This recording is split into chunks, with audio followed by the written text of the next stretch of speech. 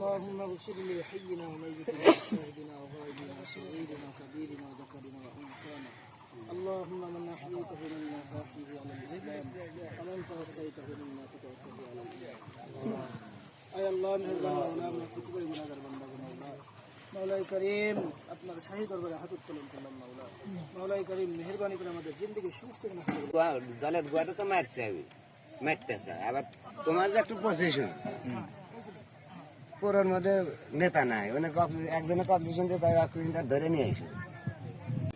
আমি মোহাম্মদ রিপন সরকার, এই ডিপের ম্যানেজার। আমি এই ডিপ আনতে গিয়ে আমার বাপ অনেক মালার হাতে বাইর ধরছে। হাই ডাক্তার সিংহ আশরাফ তাকে হাতে বাইর ধরে গ্রামের সারা গ্রাম ডেকে আমার বাপ বলছিল যে আমি খালি আনছি, কাক কীভাবে দেওয়া যায় তোর জিনিসটা মিলতাল করে চালা।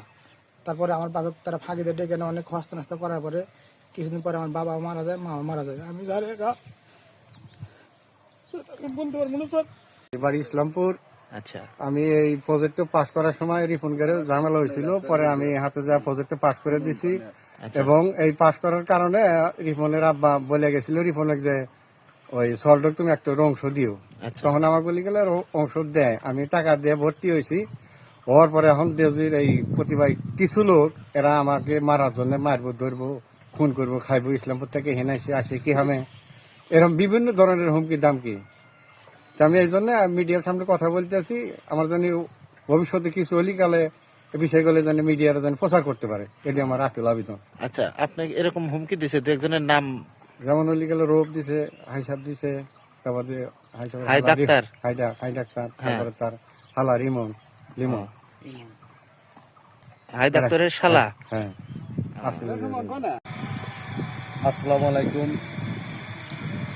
5 নম্বর ওয়ার্ড যুব দলের সভাপতি।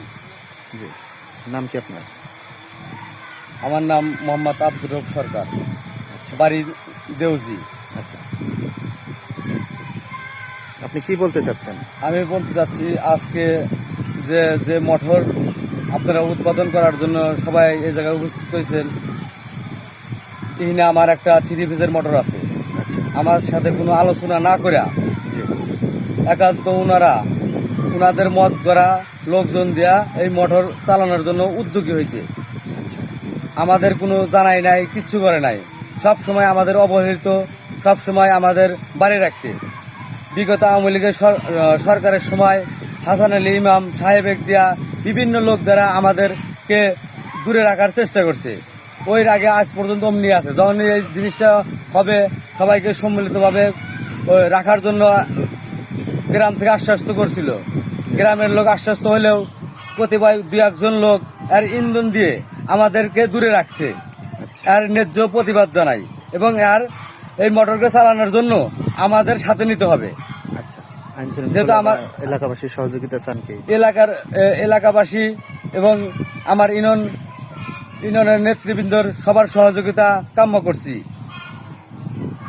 এই ডিপের বিষয়টা নিয়ে বোরহান ভাই হস্তক্ষেপ করছে।